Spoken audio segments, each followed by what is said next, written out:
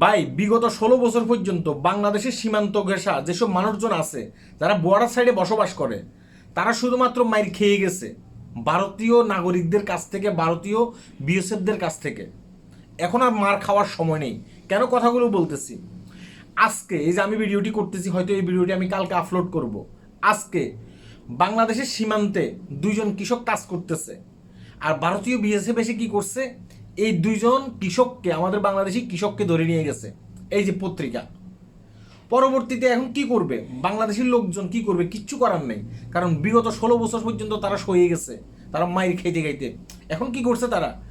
ভারতীয় দুইজন নাগরিক যখন বাংলাদেশের সীমান্তে ঢুকছে, এই দুইজনকে তারা ধরছে। আমাদের বাংলাদেশি যে জনগণ আছে সীমান্তে পারে বসবাস করে, তারা ধরে বিজিবির হাতে দিছে।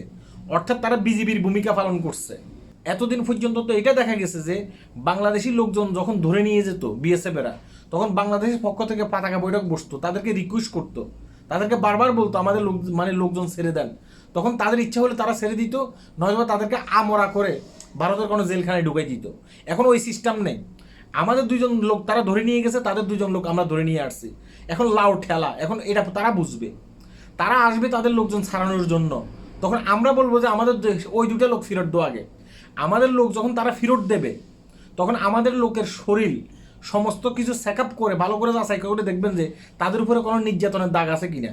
যদি তাদের উপরে নির্যাতনের দাগ থাকে, তাহলে ওই পরিমাণ নির্যাতনের দাগ এই ফারে যে দুজন ব্যক্তিকে ধরা হয়েছে, এই দুজন ব্যক্তিকে দেওয়া লাগবে।